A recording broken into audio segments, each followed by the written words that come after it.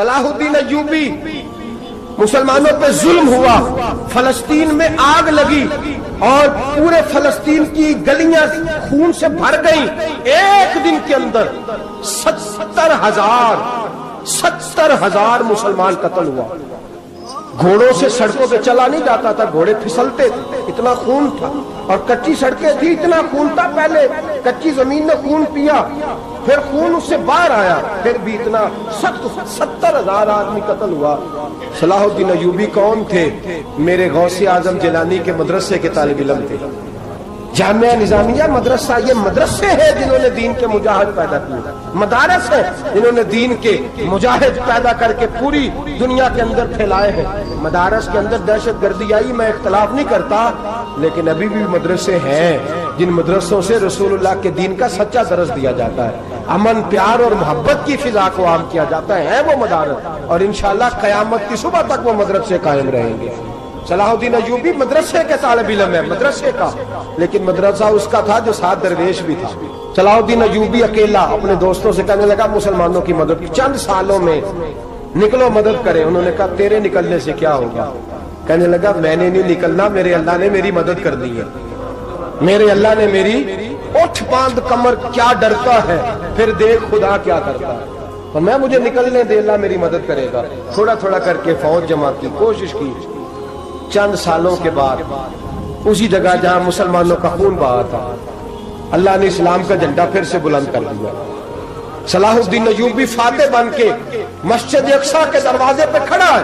چند سال گزرے، عیسائیوں کا اپنا وہ ظلم ابھی یاد ہے، اور عیسائی سارے لیڈر کہتے ہیں تیاری کر لو، اب ہمارے بچے کاٹے جائیں گے، عورتیں بیوہ ہوں گی، گردنیں کٹیں گی، اب دیکھنا جتنا خون ہم نے بہایا تھا مسلمان اس سے دگنا بہائیں گے۔ صلاح الدین ایوبی گھوڑے پہ کھڑے ہیں اور پوچھتے ہیں او عیسائیوں بتاؤ تمہارے ساتھ کیا کروں؟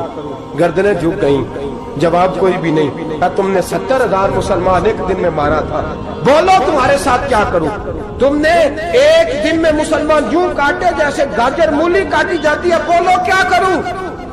عیسائی کہنے لگے ہمیں اپنے ظلم یاد ہے، تشدد یاد ہے، بربریت یاد ہے، تو بہتر جانتا ہے تو نے کیا کرنا ہے۔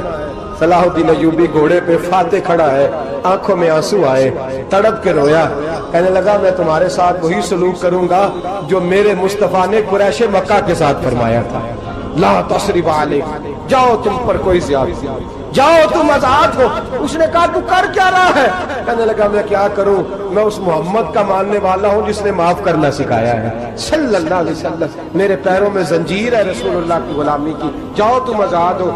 اس نے کہا تم آزاد ہو، لوگوں نے کلمہ پڑھنا شروع کر دیا، اشہد ان لا الہ الا اللہ واشہد ان محمدً عبدہ۔ سارے قبیلے کے کچھ نہ کچھ لوگ مسلمان، ایک قبیلہ رہ گیا مسلمان نہیں ہوتا۔ صلاح الدین ایوبی اپنے خیمے میں بیٹھے ہیں تو ایک بی بی آ گئی، اس قبیلے کا کوئی شخص مسلمان نہیں ہوتا۔ بی بی آئی، آگے کہنے لگی میرے 4 بیٹے جنگ میں کھو گئے، چھوٹے چھوٹے بچے جنگ میں کھو گئے، مل نہیں رہے، فوجیوں کو حکم دے مجھے میرے بچے تلاش کر کے دیں۔ صلاح الدین ایوبی نے جھٹ پٹ سر پہ امامہ باندھا، نیزہ پکڑا، سینے بند باندھا، اپنے جبے کو سمیٹا اور باہر کہنے لگی تو کدھر جا رہا ہے؟ کہنے لگا میں خود تیرے بچے تلاش کر کے دوں گا۔ صلاح الدین چند سپاہی ساتھ گلی گلی نکلے، گلی گلی فجر کے نکلے، اثر ہو گئی، تھک گئے، 2 نمازیں صحرا میں پڑھی، جنگل کے اندر پہنچے تو ایک کونے میں 4 بچے ایک جگہ ڈرے اور سہمے ہوئے بیٹھے ملے۔ صلاح الدین ایوبی اٹھا کے لائے، ماں کو کہنے لگے تیرے بچے ہیں، نکلا اس لیے تھا کہ میرے نبی نے فرمایا بچے جدا ہوں تو ماں کو درد بڑا ہوتا ہے، اور میرے رسول نے فرمایا تھا جب جنگ کرنے جاؤ تو کھیت برباد نہ کرنا، فصلیں تباہ نہ کرنا، بچوں کو ماں سے جدا نہ کرنا۔ فرمایا میں سوچ رہا تھا تیرے بچے کہیں میری وجہ سے جدا ہو گئے تو مصطفیٰ کو جواب کیا دینا۔ فرمایا تیرے بچے ڈھونڈ کے لایا ہوں۔ بچے ماں کے پاس آنے لگے تو ماں نے بڑے بیٹے کے منہ پہ تھپڑ مارا، کہتا اماں کیا ہوا؟ کہنے لگے تو نے سنا نہیں کہ دشمن کے بچوں کی اتنی حفاظت کرتا ہے، میرے پاس نہ جا اس کے قدموں میں بیٹھ جا. جس نبی کے غلام اتنے سچے ہیں وہ نبی کتنا سچا ہوگا, جس نبی کے نوکر اتنے کھڑے ہیں وہ نبی کتنا کھڑا ہوگا. جا کے کلمہ پڑھ لے. مسلمانوں کی نا ایک تعداد لڑتے لڑتے دور چلے گئی. تاتاریوں نے قید کر لیا. 4 مسلمان تھے, تبلیغ کرنے گئے, جنگ کرنے گئے, جہاد کرتے کرتے کافروں سے لڑتے تاتاری قوم میں چلے گئے. وہاں قید کر لیے گئے تو سزائے موت کا حکم ہوا. 4 بزرگ تھے. سزائے موت کا حکم ہوا تو تاتاری بادشاہ جو تھا وہ بڑا خلاف تھا, بڑا سخت مخالف تھا مسلمانوں کے. اس نے کہا کہ ان کو جب پھانسی دینا نا مسلمانوں کو تو میرے سامنے دینا. اب 4 عالم ہیں, 4 صوفی ہیں, سفید داڑیاں, سر پہ امامے. پھانسی کا وقت آیا تو جو پھانسی گھاٹ ہے وہ ایک ہے. چاروں کو اکٹھے پھانسی نہیں ہو سکتی. ایک کو کہا کہ ایک ایک کر کے ان کو پھانسی دو. جب پھانسی کا وقت آیا نا تو جو سب سے پیچھے صوفی تھے وہ دوڑ کے آگے آئے, کہنے لگے بادشاہ پہلی باری میری لگا. پہلی. اب بادشاہ نے کہا ٹھیک ہے اسے لٹکا دو. وہ قریب آئے تو دوسرے دوڑ آئے, کہنے لگے نہیں پہلی باری میں نے زیادہ کافر قتل کیے, میرا بڑا جرم ہے, مجھے پہلے سزا دو. ان کو پھانسی دینے لگے تو تیسرے آ گئے, کہنے لگے نہیں یہ تو میرا قتل کرتا تھا, رستے میں بتایا کرتا تھا, ڈھونڈ کے میں بتلاتا تھا کہ یہاں زیادہ تعداد ہے, مجھے پہلے پھانسی دو. تیسرے کے ساتھ بات ہو رہی تھی تو چوتھا دوڑا آیا, کہنے لگا یہ رستے بتاتا تھا, یہ تبلیغ کرتا تھا, یہ سارا کچھ کرتا تھا, لیکن کہا یہ کہتے تھے چلو واپس چلتے ہیں. میں جانے نہیں دیتا تھا, میں کہتا تھا اور کافر مارنے, اور علاقے فتح کرنے. میرا جرم بڑا ہے, مجھے پہلے پھانسی دو. بادشاہ کہنے لگا مجھے 35 سال ہو گئے حکومت کرتے, بڑی دنیا کو پھانسی دی ہے. لوگ تو ایک دوسرے کو دھکے دیتے ہیں کہ پہلے تو جا, اور تم کیسی قوم ہو کہ ایک دوسرے پہ قربان ہو رہے ہو. کہنے لگا تم ایک باپ کی اولاد ہو. جاگ رہے آپ لوگ. تاتاری بادشاہ, کافر بادشاہ, اسلام کی مخالفت کرتے ہیں. ایک باپ کی اولاد ہو کا نہیں, ایک قبیلے کے رہنے والے ہو کا نہیں, ایک ملک کے رہنے والے ہو نہیں. اس نے کہا رشتہ کیا ہے, تمہارا رشتہ کیا ہے؟ تو بول کے کہنے لگے خدا ایک ہے, نبی ایک ہے. خدا ایک ہے اور نبی منفرد ایک ہے. اس قوم کی نقصان بھی ایک ہی سب کا نبی. اللہ بھی, قرآن بھی ایک. کیا ہی اچھا تھا ہوتے اگر مسلمان بھی ایک. یوں تو سید بھی ہو, مرزا بھی ہو, افغان بھی ہو, تم سبھی کچھ ہو, بتاؤ کہ مسلمان بھی ہو. فرمایا ہمارا اللہ ایک ہے, نبی ایک ہے. تو کہا پھر ایک دوسرے پہ جان کیوں دیتے ہو؟ فرمایا ہمارے نبی نے ہمیں بھائی بنا دیا ہے. بھائی کا دل نہیں کرتا اس کی آنکھوں کے سامنے بھائی چلا جائے. ہمارا دل نہیں کرتا پہلے مجھے دے. بادشاہ کہنے لگا تمہارا جذبہ مجھے متاثر کر گیا, جاؤ میں تم چاروں کو آزاد کرتا ہوں, تمہیں آزاد کرتا ہوں. میرے دوستو یہ رنگ تھا, دیکھیں نا, یہ اس دھرتی نے نظام دیکھا ہے نا, اس فلک نے پہلی بار دیکھا, اس زمین نے پہلی بار. اور میرے حضرت صاحب فرمایا کرتے تھے زمین تڑپ کے روئی, اس نے پہلی دفعہ دیکھا. احد کا میدان ہے, 3 صحابہ تپتی ہوئی زمین پہ زخموں سے چور پڑے ہیں. حضرت انس بن نضر رضی اللہ تعالیٰ عنہ پانی کا پیالہ لے کے پہنچے. ایک زخمی سے کہا تجھے پانی پلانا ہے, تو کہنے لگا میرے زخم تھوڑے ہیں, وہ جو ساتھ پڑا ہے اس کے زخم گہرے ہیں, پہلے اسے پانی پلا دے, جا اسے دے دے. اس کے پاس پہنچے تو وہ کہنے لگا وہ مجھ سے پہلے گرا تھا, اس کا زخم زیادہ گہرا ہے, اسے پانی پلا. تیسرے کے پاس گئے تو کہنے لگا چوتھا تڑپ زیادہ رہا ہے, اس کی عمر زیادہ ہے, میں تو جوان ہوں برداشت کر لوں, بڑھاپے کی وجہ سے نڈھال ہو گیا, پہلے اسے پانی پلا. چوتھا کہنے لگا 5ویں کے پاس جا. 5واں کہنے لگا 6ٹھے کے پاس جا. حضرت انس بن نضر کہتے میں رو پڑا, میں نے کہا محمد کے غلاموں, رسول نے تمہیں کیسا جذبہ دے دیا ہے, زبانیں پیاس سے باہر ہے لیکن تمہاری اخوت مرتے دم تک قائم ہے. کہتے میں 7ویں کے پاس گیا تو کہنے لگا اگر 6 قربانی دے سکتے ہیں تو مجھے خود غرض نہ سمجھ, میں نے نہیں پانی پینا, جا پہلے کے پاس لے جا. کہتے میں پہلے کے پاس آیا تو روح پرواز کر گئی, دوسرے کے پاس آیا تو روح پرواز کر گئی, میں 7ویں تک آیا تو انتقال کر گئے. کہتے ہیں پانی کا پیالہ میں نے اٹھایا اور میں نے زمین پہ رکھا تو میں نے کہا پانی کھوا رہنا, محمد کے غلام مر تو جاتے ہیں پر ایک دوسرے کا خیال بڑا رکھا کرتے ہیں, گھوا رہنا یہ مر جایا کرتے. لیکن ایک دوسرے کا درد۔ میرے دوستو لٹا ہوا برما، روتے ہوئے مسلمان، سسکیاں اور آہیں لیتی ہوئی مائیں پوچھتی ہیں اے خاصا اے خاصان رسول، وقت دعا ہے، امت پہ تیری آ کے عجب وقت پڑا ہے۔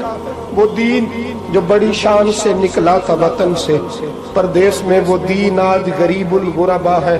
فریاد ہے اے کشتی امت کے نگہباں، بیڑا یہ تباہی کے قریب آن لگا ہے۔ اور کیا خوبصورت جملے کہے تھے کہ نبی پاک صلی اللہ علیہ وسلم نے، حضور نے فرمایا تھا میرا مومن ایک جان کی طرح ہوتا ہے، ایک جان کی طرح ہوتا ہے، ایک کو تکلیف ہو جسم کے ایک حصے کو، سارا حصہ پریشان ہوتا ہے۔ فرمایا یہ ایک مکان کی طرح ہے، ایک اینٹ دوسری اینٹ کو مضبوط کرتی ہے۔ فرمایا یہ مضبوط لوگ ہیں، یہ مضبوط لوگ۔ حضرت عمر فاروق کا زمانہ ہے، ایک آدمی نے سیری بھیج دی ایک گھر میں بطور تحفہ، قحط کا زمانہ تھا، گوشت ملتا نہیں تھا، جانور، ایک آدمی نے سیری بھیج دی ایک آدمی کے گھر میں۔ اس نے کیا کیا؟ اس نے اپنی بیوی سے کہا ہماری تو خیر ہے، ساتھ والا پڑوسی زیادہ غریب ہے، ادھر نہ بھیج دے، یہاں گندم امیر شہر کی ہوتی رہی خراب، اور بچی کسی فقیر کی فاقوں سے مر گئی۔ کہا ساتھ والے پڑوسی کے گھر سے میں کئی دنوں سے بھوک کی آوازیں، وہاں بھیج دے۔ اس کے گھر گئی تو اس کی بیوی شوہر کو مشورہ دیتی ہے، کہتی ہے میرے بچے تو دلیر ہے، ساتھ والے کے چھوٹے ہیں، وہ گزارا نہیں، ادھر نہ بھیج دے۔ ادھر گئی۔ ایک روایت ہے 7 گھر، ایک روایت ہے 21 گھر۔ 21 گھروں میں گھومتی ہوئی وہ سری پھر پہلے کے گھر میں آ گئی، اور پہلا صحابی کہنے لگا صرف تو نے ہی محمد کا کلمہ نہیں پڑھا، باقی 20 نے بھی پڑھا ہوا ہے، صرف تو نے ہی رسول اللہ سے یہ درس نہیں لیا، باقیوں نے بھی لیا ہے، اور صرف تیرے اندر ہی جذبہ اظہار نہیں، تو ہی صرف مسلمانوں سے پیار نہیں کرتی، سارے ہی پیار کرتے ہیں۔ وہ سری پھر آ گئی، اب کیا کرنا ہے؟ اب کیا کرنا ہے؟ امام نبوی نے لکھا ہے، وہ کہنے لگی کرنا کیا ہے، پکاؤں گی میں اور کھائیں گے 21 گھر، پھر بھی اکیلے نہیں کھائیں گے، پکاؤں گی میں اور کھائیں گے 21 گھروں کے مطابق شوربہ پکا، اور پھر برتن میں ڈال کے وہ بی بی ایک کے گھر کا دروازہ کھٹکھٹاتی ہے، کہتی ہے مصطفیٰ کے غلاموں نکلو باہر اور کھاؤ، اس لیے کہ جس نبی نے مجھے پیار کا حکم دیا اسی نے تمہیں بھی پیار کرنا سکھایا ہے، یہ رنگ چشم فلک نے سکھایا ہے۔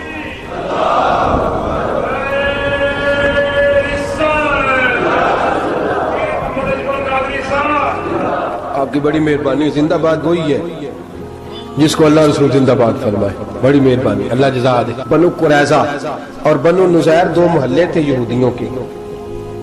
یہودیوں نے بڑی عہد شکنی کی تو نبی پاک صلی اللہ علیہ وسلم نے ان کو بے دخل کر دیا، مدینہ سے نکال دیا، مدینہ منورہ سے۔ یہودی نکل گئے مدینہ طیبہ سے، تو جب وہ نکل کے جا رہے تھے تو ان کے مکان، ان کے باغ، ان کی جائیدادیں بچ گئیں۔ نبی پاک علیہ السلام نے انصار مدینہ کو پہلے بلایا، جاگ رہے ہیں نا آپ لوگ؟ پیسے آتے کسی کو برے لگتے ہیں، اب تو یہ بھی حلال حرام کی تمیز بھی اٹھتی جا رہی ہے۔ جائیداد، باغ، مال، علاقہ خالی ہوا ہے، وہ چلے گئے، اور لوگ تو ڈھونڈتے پھرتے ہیں۔ اللہ خیر فرمائے، شاملار جگہ ملتی نہیں اب شہروں میں، وہ کس کس نے نام کرا لی، کدھر گئی ہے کوئی خبر ہی نہیں، خالی جگہ پڑی ہے۔ میرے نبی پاک علیہ السلام نے پہلے انصار مدینہ کو بلایا، حضور نے فرمایا انصاریوں بہت بڑی جائیدادیں یہودیوں کی، بنو نذیر اور بنو قریظہ محلے خالی ہو گئے، میرا دل کرتا ہے وہ تمہیں دے دوں، اس لیے کہ تم نے اپنے مہاجر بھائیوں کے ساتھ بڑا تعاون کیا، جائیدادیں تم نے دے دی ہیں، مکانات دے دیے ہیں، بڑا کچھ تم نے دیا ہے، میرا دل کرتا ہے وہ تمہارے نام کر دوں۔ تو انصار مدینہ کیا کہنے لگے یا رسول اللہ دے تو ہم نے دیا ہے، پر وہ بیچارے جھچکتے ہی رہتے ہیں، وہ جھچکتے ہی رہتے ہیں، کھل کے ہماری چیزیں استعمال نہیں کرتے۔ تو حضور ہم تو پہلے ہی انصار ہیں، ہمارے پاس بڑا کچھ ہے، آپ مہربانی فرمائیں وہ سارا کچھ مہاجروں کو دے دے، مہاجرین کو ہمیں نہیں چاہیے۔ اب چلے گئے بات کر کے، میرے حبیب پاک نے مہاجروں کو بلا لیا، فرمایا بنو نذیر اور بنو قریظہ قبیلے کی جائیدادیں آئی ہیں، تمہارے پاس بظاہر جو چیزیں ہیں بھی وہ بھی انصار مدینہ کی ہیں، تو میرا یہ خیال ہے کہ وہ سارا کچھ تمہیں دے دیا جائے۔ ابو بکر صدیق رضی اللہ تعالیٰ عنہ کہنے لگے یا رسول اللہ صلی اللہ علیہ وسلم ہمارے انصار بھائیوں نے ہمارے لیے دل تک کھول دیے ہیں، حضور انہوں نے ہر چیز بانٹ کے ہمارے سامنے رکھ دی ہے. ہم اتنے خرد غرض ہیں کہ سارا کچھ لپیٹ جائیں. کہ حضور ہمارے پاس جو مکان ہے وہ ہے, ہم کاروبار کر رہے ہیں, تجارتیں کر رہے ہیں, مزدوریاں کر رہے ہیں, ہم انشاءاللہ اور بنا دیں گے. آپ یہ ہماری طرف سے ہمارے انصار بھائیوں کو گفٹ کر دیں, آپ انہیں دے دیں. میرے حبیب کی آنکھوں میں آنسو آ گئے. میرے نبی پاک علیہ السلام رو پڑے. یا رسول اللہ آپ کیوں روتے ہیں؟ فرمایا تمہارا یہ بھائی چارہ قائم رہا تو اللہ اسلام کو بڑی قوتیں عطا فرمائے گا, اللہ طاقتیں دے گا اسلام کو. اگر تمہارا یہ رنگ قائم رہا, یہ انداز, میرے غلاموں تمہارے یہ طور طریقے, ایک بھائی کہتا ہے دوسرے کو, دوسرا کہتا ہے تیسرے کو. عرض یہ کرنے جا رہا تھا کہ رسول کریم صلی اللہ علیہ وسلم نے یہ پیغام دیا امت کو. فرمایا دیکھیں نا کتنے بڑے لفظ ہیں. یہ نہیں فرمایا دوزخ میں جائے گا, یہ نہیں فرمایا کہ اسے جہنم کی سزا ملے گی. میرے نبی نے فرمایا میں اسے مومن مانتا ہی نہیں, میں اسے مسلمان اپنا مانتا ہی نہیں. حضور کسے؟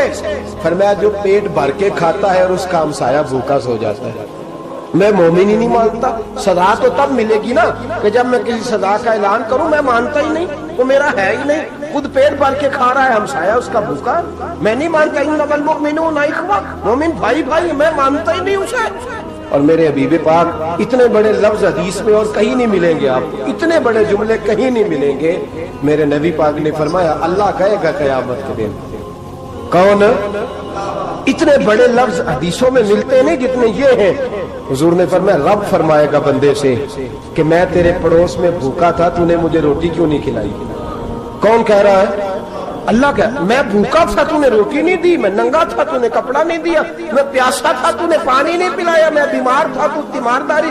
یا اللہ نہ تو کھاتا ہے, نہ پیتا ہے, نہ کپڑا پہنتا ہے, نہ تو بیمار ہوتا ہے. لا تاخذہ سنۃ ولا نوم, تجھے بیماری آتی نہیں, اونگ نیند نہیں آتی. میرے مالک تو میرے پڑوس میں تھا.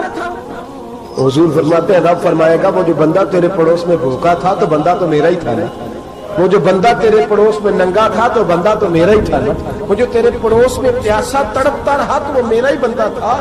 تو دوائی لینے جائے تو بڑے اسپتال میں اور اس بیچارے کو 20 روپے پرچی کے بھی میسر نہ آئے تو میرا ہی بندہ تھا. میرے دوست خیال کر اور یاد رکھ, یہ جو ہمسائے ممالک میں ظلم ہوتے ہیں, زیادتیاں ہوتی ہیں. ہمارے گھر کا پنکھا اچھا چلتا ہے, ہم جلوس اس وقت نکالتے ہیں جب ہماری لائٹ بند ہوتی ہے. ہم جلوس اس وقت نکالتے ہیں جب ہمارا ایسا جو ہمیں تنگ کرتا ہے. ہم اس وقت درد محسوس کرتے ہیں جب ہمارے گھر تک آگ آ جاتی ہے. یہ جو باہر آگ جل رہی ہے یہ تیرے گھر بھی آ سکتی ہے, یہ جو باہر فساد ہو رہا ہے یہ تیرے دروازے تک آ سکتا ہے. میرے رسول پاک نے ایک جان, مسلمان کو ایک جان قرار دیا. مجھے بتائیے انگلی کو کٹ لگ جائے, مسلمان ایک جان ہے نا, انگلی کو لگ جائے کٹ, دماغ کہتا ہے میں نے نہیں سوچنا اس کے بارے میں نے اس کے درد کو محسوس ہی نہیں کرنا. انگلی کی درد ہے, انگلی جانے, اس کا کام جانے. ایسے ہی ہوتا ہے نا. بولے پیروں سے کہتے ہیں, انگلی کہتی ہے چل ڈاکٹر کے پاس, پیر کہتے ہیں نہیں میں نے نہیں جانا, انگلی کا کام ہے انگلی جائے. ایسے ہی ہے نا. دل سے کہتے ہیں تو تڑپ تھوڑا سا, انگلی کو درد ہے, کہتے میں کو تڑپوں, انگلی کا ماما, انگلی جانے, اس کا کام جانے. ٹیلی فون کرنا ہے, ڈاکٹر صاحب کا پتہ کرنا ہے, تو کان کہتے ہیں میں نے نہیں بات سننی ڈاکٹر صاحب کی, زبان کہتی ہے میں نے نہیں بولنا, انگلی جانے. ایسا ہوتا ہے. پیر احتجاج کرتے کہ میں نے ڈاکٹر کے پاس, میں کچھ چکر کھاتا پھروں ڈاکٹر کی دکان کی, انگلی کو درد ہے انگلی جانے. ایسا ہوتا ہے بھئی. میرے رسول پاک نے فرمایا مسلمان ایک جان ہے. تو درد برما کے مسلمانوں کو ہو رہا ہے تو پاکستانی کہہ رہے ہیں کوئی بات نہیں, وہ جانے, ان کا کام جانے. ایک جان ہے نا, درد ہونا چاہیے, تکلیف ہونا چاہیے. پھٹے پہ باتیں ہوتی ہیں اس موضوع پہ, اسمبلی پہ گفتگو ہوئی ہے اس موضوع پہ, آپ کی صوبائی اسمبلیاں اس موضوع پہ بولی ہیں, آپ کے کونسل اس موضوع پہ بولے. ہم تو اپنی اپنی سیاستیں, اپنے اپنے تماشے, اپنے اپنے چکروں میں لگے ہوئے. وہ دریا کے اندر سسکتے مسلمان, بنگالی کہتے ہیں ہمارے نہیں, برمی کہتے ہیں ہمارے نہیں, پاکستانی کہتے ہیں ہمارے نہیں, ترکی کہتے ہیں. وہ کس کے ہیں؟ وہ کس کے ہیں؟ وہ اللہ کے بندے ہیں, محمد عربی کے غلام ہیں صلی اللہ علیہ وسلم. لیکن میرے دوستوں کیا ہمیں کیا غرض ہے, وہ جانے ان کا کام جانے. یہ جب تیرے پیروں تک آگ آئے گی, پھر تجھے پتہ چلے گا یہ بڑی سخت آگ ہے. آج جس کافر نے برما پر عرصہ دراز تنگ کیا ہے، مسلمان تھوڑے تھوڑے مفاد لینے کی خاطر نا بنو عباس اور بنو امیہ کی جنگ چل رہی تھی. بنو عباس جو تھے وہ غالب آ گئے، بنو امیہ جو تھے ان کی حکومت ختم ہو گئی. تو عیسائیوں نے بنو امیہ سے کہا کہ ہم تمہارے ساتھ تعاون کرتے ہیں، ہم تمہارے ساتھ تعاون کرتے ہیں اور بنو عباس پہ غلبہ پا کے تمہیں حکومت دلاتے ہیں. بنو امیہ بڑی جدوجہد کر رہے تھے بادشاہی کے لیے، لیکن انہوں نے کہا کہ ہم لڑ رہے ہیں، کوشش کر رہے ہیں، لیکن ہمیں کسی کافر کی مدد کی ضرورت نہیں. ہم جتنا مرضی لڑیں لیکن کافروں کے ہاتھوں بنو عباس کو مروانے کو ہم تیار نہیں ہیں. میں خبردار، تمہارا آپس کا معاملہ ہے، ہم خود نمٹ لیں گے، تمہیں اجازت نہیں دیتے تم اندر کودو اور کود کر کے تم فسادات پیدا کرو اور مسلمانوں کے اندر تقسیم کرو. میرے دوستو، مسلمان کو سوچنا چاہیے، سوچ بڑی رکھنی چاہیے. گھر کی جنگ سے نکل آ، اب بہو ساس کے جھگڑے سے باہر آ جا، اب محلے کی سیاست چھوڑ کے باہر کا سوچ. اب اسلام کو تیری حاجت ہے.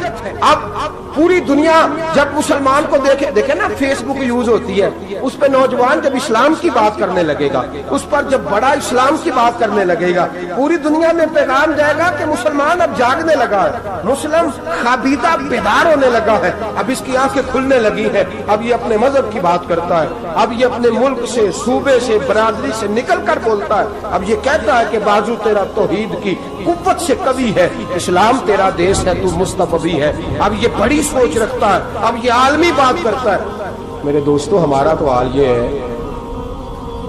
امام اعظم ابو حنیفہ کا فتویٰ ہے، آپ فرماتے ہیں جو مولوی عالمی حالات سے باخبر نہ ہو وہ جمعے کی تقریر نہ کرے، وہ مسلمانوں کی رہنمائی نہیں کر سکتا. عالمی حالات سے جو خبردار نہ ہو، تو جس کو چھٹی ہو جائے، تو نے ختم نہیں پڑھا، دوڑ جا مسجد سے. تو ختم نہیں پڑھتا ہمارے، تجھے پتہ ہی نہیں دکان رہتا ہے، بھاگ جا. وہ عالمی حالات پہ بات کرے گا، کیونکہ بیچارے کو تو پتہ ہے میری سویرے چھٹی ہو جانی.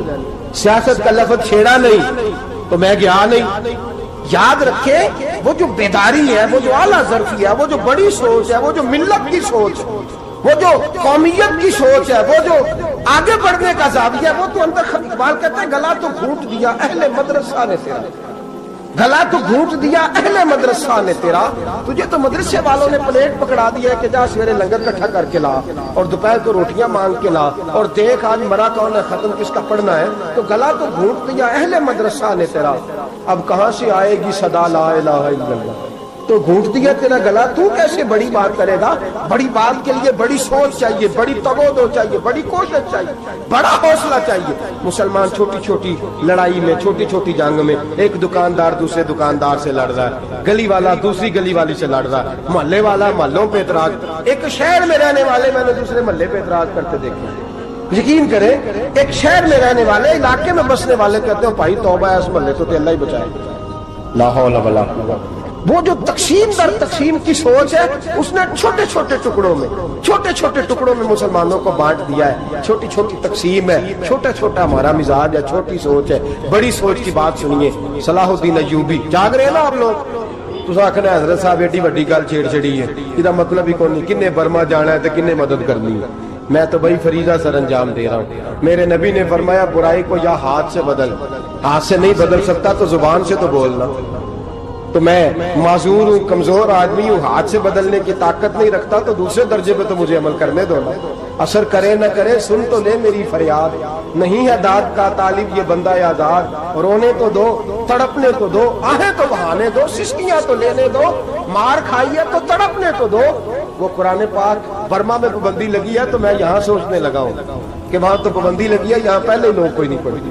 معاذ اللہ تعالیٰ حالات دن بدن مسلمانوں کے لیے ایک ایک کر کے. افغانستان میں جو آگ لگی تھی، پھر وہ عراق میں بھی لگی، پھر وہ لیبیا میں بھی لگی، پھر وہ مصر میں بھی لگی، پھر وہ یمن میں بھی لگی. سعودی عرب میں دھماکے ہوئے، میرا دل تڑپا ہے، مجھے پریشانی ہوئی. میں بچے 5 تھے، میں بڑا ڈسٹرب ہوا. میں نے کہا یار یہ ہمارا سب کا اجماعی عقیدت کا مرکز ہے. ہم کم از کم 1000 اختلاف کے باوجود کہا کرتے تھے کہ عرب میں امن ہے یار، وہاں سکون ہے، وہاں دکانیں کھلی چھوڑ کے لوگ چلے جاتے ہیں. وہاں بھی فساد ہونے لگا. وہاں بھی آگ بڑھ گئی ہے، لیکن ہم صرف چھوٹی چھوٹی کر کے جب آگ بجھانے کی کوشش کریں گے اس وقت آگ نہیں بجھے گی۔ جب ہر آدمی اپنے پیالے میں پانی لے کے آئے گا، ہر شخص اپنے گھر کی نل چلائے گا، ہر شخص نلکا چلائے گا اور پانی نکال کے یہ آگ بجھائے گا، تب یہ آگ بجھے گی۔ ہر آدمی کو کردار سوچ بڑی کرے، نظریہ بڑا کرے، ملت کی بات کرے، مسلمان ہو کے سوچیں، مسلمان ہو کے سوچیں، خدا را نکلے یہ گھر کے جھگڑوں سے، تھوڑی دیر کے لیے اپنے آپ کو بڑا کرے، بڑی سوچ آپ بنائیں۔ جب دوستیاں لگائیں، یارانے لگائیں کہ چھوٹے موٹے حساب سے بچیں۔ بابا بلے شاہ صاحب فرماتے کورے ورک کتاب نہیں ہوندے، کورے ورک کتاب نہیں ہوندے، پتھر دل گلاب نہیں ہوندے، او بلیا یاری سوچ کے لائیں، یارا نال حساب نہیں ہوندے۔ پھر ذرا نکلے اس حساب کتاب سے باہر، بلیا یاری سوچ کے لائیں، یارا نال صاحب نہیں ہوندے۔ پھر ذرا بڑا ذہن کرے، چھوڑے اپنے صاحب یبصرون اعلی انفسہم ولنبلونکم بشیء من الخوف والجوع ونقص من الاموال والانفس والثمرات۔ پھر حساب کتاب سے نکلے، پھر امام علی مقام کی طرح یہ سوچ بنائے کہ حسین کے بچے چلے جائیں تو کوئی حرج نہیں، امت پر آنچ نہیں آنی چاہیے۔ ایک امام علی مقام، کل تک امام میدان میں کھڑے تھے تو اکیلے تھے، لیکن آج پوری دنیا کہتی ہے حسین ہمارا ہے، حسین ہمارا ہے۔ آج نظریہ امام علی مقام زندہ ہے، تو اکیلا ہے تو کھڑا ہو، یہ نہ کہا کر چھوٹی سی مسجد ہے، ایک کونا کا کھڑکاوا، مولانا تقریر کر رہے ہیں تو کیا بنے گا؟ ایک آواز کہیں سے گونجا کرتی ہے، پھر اس میں تاثیر میرا اللہ پیدا فرما دیا کرتا ہے، پھر اس کے اندر قوت میرا رب پیدا فرما دیا کرتا ہے، پھر اللہ اس میں تاثیر پیدا کر کے چار دانگ عالم میں پھیلا دیا کرتا ہے۔ جب آپ نماز پڑھ رہے ہوتے ہیں، جب آپ کا مصلی آباد ہوتا ہے، صلاح الدین ایوبی ایک بزرگ سے ملاقات ہو گئی، بیت المقدس پر قبضہ تھا عیسائیوں کا، تو صلاح الدین بڑے پریشان تھے۔ وہ بابا جی کہنے لگے پتر کیا ہوا؟ کہنے لگے حضور پتہ چلا ہے دشمن کے 2 بحری بیڑے اسلحہ لے کے آ رہے، مسلمان پہلے ہی کمزور ہیں، اور اب اگر 2 بحری بیڑے اور آ گئے تو حضور مسئلہ بن جائے گا۔ تو میں پریشان ہوں کہ کس طرح یہ کم مسئلے والی ہماری فوج ہے کیسے مقابلہ کرے گی۔ تو بابا جی کہنے لگے پتر اس طرح کرنا، آج رات تو بھی دعا کرنا اور میں بھی کروں گا، تو بھی دعا کرنا، آپ ناراض نہ ہونا، ہم تو پیروں والے ہیں، ہم تو پیروں کے نوکر غلام ہیں، ہمارا تو گزارا ہی نہیں، ہمیں تو ملتا ہے سارا کچھ وہاں سے۔ پر میرا سوال یہ ہے کہ تعویذ لینے جاتے ہو، نفل کیوں نہیں پڑھتے؟ رات اللہ اللہ کیوں نہیں کرتے؟ یہ بھی تو ہمارے بزرگوں کا ہی طریقہ ہے، انہوں نے تو ہمیں سکھایا ہے۔ صلاح الدین ایوبی سے بزرگوں نے کہا کہ رات آج نا اللہ اللہ کرنا، تو میں تیرے لیے دعا کروں گا، تو بھی دعا کرنا۔ تو بندہ جب دکھی ہوتا ہے تو سجدہ کرتا ہے تو پھر ہی تو مصلی بھیگ جاتا ہے، پھر ہی تو مزہ آتا ہے۔ سکھی بندہ تو کعبے جا کے نہیں روتا، دکھی تھے، تکلیف تھی تو سر رکھا سجدے میں تو تڑپ گئے۔ اور وہ بابا جی کہتے ہیں میں مسجد آیا تو صلاح الدین چیخے مار کے رو رہا تھا اور کہہ رہا تھا مالک میں کوئی اپنی شان کے لیے تو نہیں نہ لڑ رہا، اللہ کو میں کوئی قبضوں کے لیے تو نہیں لڑ رہا، مالک تیرے لیے لڑ رہا ہوں، مجھے بے آبرو نہ کرنا، میری مدد فرمانا۔ کہتے ہیں میں آیا تھا کہ مسجد میں دعا کروں گا، پر صلاح الدین ایوبی کو روتے دیکھا تو میں لوٹ گیا۔ تو سویرے صلاح الدین ملے تو بڑے خوش تھے۔ میں نے کہا پتر کیا ہوا؟ کہنے لگے حضور وہ بحری بیڑے 2 آ رہے تھے نا اسلحہ لے کے، دونوں ڈوب گئے پانی میں ڈوب گئے۔ تو بابا جی کہنے لگے صلاح الدین وہ پانی میں نہیں ڈوبے، وہ تیرے آنسوؤں میں ڈوب گئے، وہ غرق ہو گئے، وہ جو تو نے مصلی آباد کیا تو وہ تیرے آنسوؤں میں ڈوب گئے، وہ غرق ہو گئے، وہ تباہ اتنے قیمتی تھے تیرے آنسو کے بہا لے گئے دشمن کے بحری بیڑوں کو۔ میرے بھائی ٹھیک ہو گیا جی، میرے عزیز سمجھ لیں اس بات کو ہمیشہ کے لیے، اور اس پر غور کر لیں اچھے طریقے سے کہ میرے رسول کریم سید عالم صلی اللہ علیہ وسلم نے نا ہماری توجہ دلائی، حضور نے ہمیں بتلایا، ہمارا ذوق بڑھایا عبادت کی طرف۔ ایک صحابی تھے حضرت ابو فاطمہ رضی اللہ تعالیٰ عنہ، یہ ترمذی شریف کی حدیث ہے۔ نبی پاک علیہ السلام نے فرمایا ابو فاطمہ قیامت کے دن مجھ سے جلدی ملنا چاہتے ہو کہ دیر کے ساتھ؟ تو کہنے لگے حضور کون ہوگا جو دیر سے ملنا چاہے، ہم نے تو جان دے دی وعدہ دیدار پر۔ اعلیٰ حضرت فرماتے ہیں جان دے دی وعدہ اور نقد اپنا دام ہو ہی جائے گا۔ مجھے لگتا ہے کہ یہ سودا نقد و نقد ہو جانا ہے، چونکہ ہم نے جان دے دی وعدہ दीदार पर आपने वादा किया था कि मरेंगे तो फिर जियारत होगी, तो मर गए हम जियारत की खातर, जान दे दी वादा है दीदार पर, तो नगद अपना दाम हो ही जाएगा। ए रजा हर काम का एक वक्त है, दिल को भी आराम हो ही जाएगा। तो हजरत अबू फातिमा रदी अल्लाह ताला अन्हु से नबी पाक सल्लल्लाहु अलैहि वसल्लम ने फरमाया, जल्दी मिलना चाहते हो कि देर से? उसकी हुजूर फटाफट मिलना है, मैंने क़यामत के दिन आपसे जल्दी मिलना है।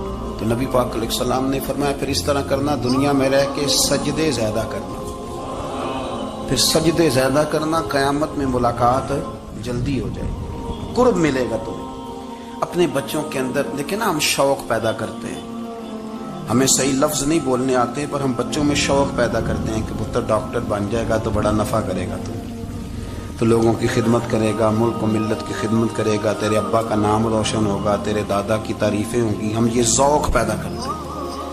हम अपने नौजवानों के अंदर ये फिक्र पैदा करते हैं, उन्हें हम समझाते हैं कि मियाँ जब तुम पढ़ोगे, मेहनत करोगे तो फलां आदमी की तरह तुम्हारा नाम होगा।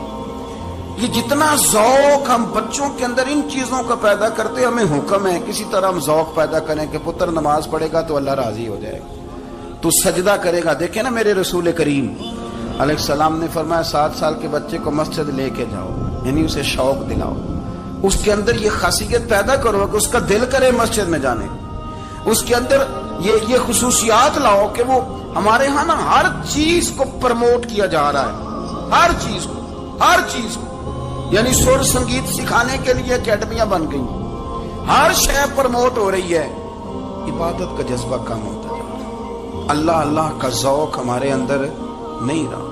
और इतना मुश्किल हमने अपने लिए बना लिया है कि वो बंदा जो बड़ी जबरदस्त मजहबी गुफ्तगू कर रहा था और तगड़ी बात कर रहा था, क्या बात है, लेकिन नमाज के बारे में कमजोरी दिखा जाता है, नवाफल के बारे में वो चुपके से निकल जाता है।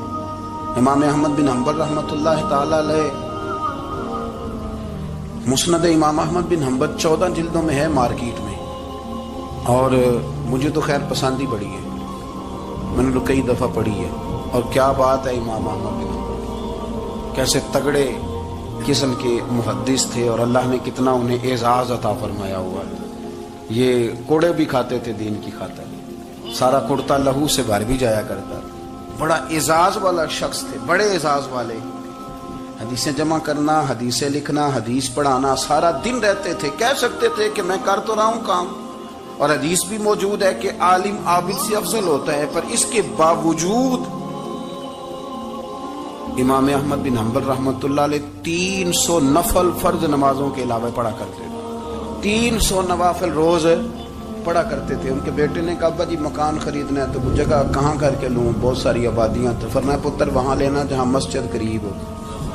मेरे रसूल करीम सैयद आलम सल्लल्लाहु अलैहि वसल्लम इतना पसंद करते मस्जिद को, इतना पसंद करते नमाज को, कि रसूल करीम सल्लल्लाहु अलैहि वसल्लम तहज्जुद की नमाज भी पढ़ते, फिर हुजूर फजर की नमाज भी पढ़ते, नबी पाक वितर को अलग करके पढ़ते, इशा के साथ नहीं पढ़ते। ये तो हम इसलिए इजाजत दी हमारे बुजुर्गों ने कि बाद में उठेगा कौन अलहदा वितर पढ़ने के लिए, इशा के साथ पढ़ ले।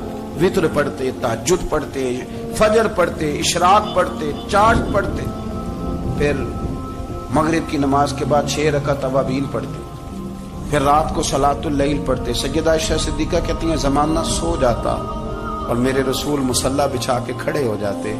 ओ यार, खेती बाड़ी करके नहीं, मेहनत मजदूरी करके नहीं। जनाब आयशा कहती है, मैं ये भी देखती कि हुजूर एक आयत शुरू करते तो सारी रात उसी को पढ़ते, और मेरी नजर जाती तो कदम मुबारक पे वरम आ जाता। यार नमाज पढ़ पढ़ के, इतनी मुशक्कत करके, इतनी जद्दोजहद करके वरम आ गया। यार रसूलल्लाह इतनी मेहनत क्यों करते हो? फरमाया, अफला अकूना अब्दन शुकूरा, क्या मैं अपने रब का शुक्रगुजार बंदा ना बनूं?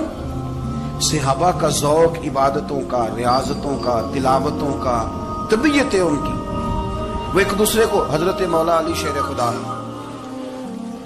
करम अल्लाह ताला वजहुल करीम के ज़माने में रूम के बादशाह ने कहा, यार ये मुसलमानों का पता तो करो, ये आखिर क्यों इतने ज़्यादा मुजाहिद हैं। उस ज़माने में जासूस भेजने का मिजाज था, अब तो जासूस पकड़ा जाता है, अब तो जासूस हो, और जासूसी का शौक वैसे आज भी है।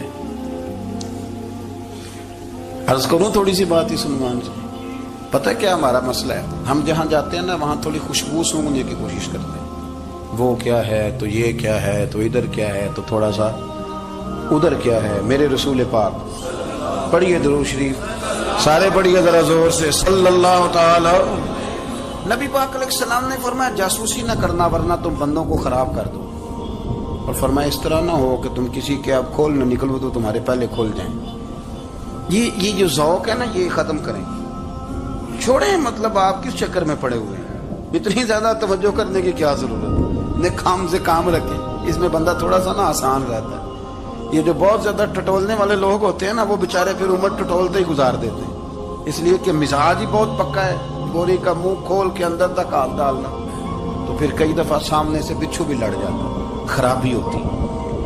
تو جاسوسی کی جاتی تھی، اس نے بھی جاسوس بھیجے، کیونکہ قبیلوں کے لوگ تھے، کچھ مسلم کچھ کافر، پہچانے نہیں جاتے تھے لوگ، تو کچھ لوگ اس نے بھیجے، انہوں نے آ کے نا تحقیق کی،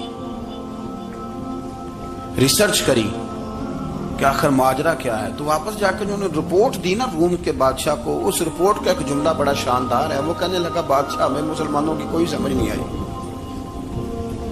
ہمیں کوئی سمجھ نہیں آئی۔ انہوں نے کہا کیوں نہیں سمجھ آئی؟ کہنے لگے یار عجیب بندے ہیں، جب رات مسلح پہ بیٹھتے ہیں تو یوں لگتا ہے ان کا دنیا سے رشتہ ہی کوئی نہیں، کوئی کسی کو نہیں جانتا، کوئی اپنے دکھ سنا کے رو رہا ہے، کوئی اپنی بات کر کے رو رہا ہے، لگتا ہے کہ ان کا کوئی رشتہ ہے ہی نہیں جب مسلح پہ بیٹھتے ہیں۔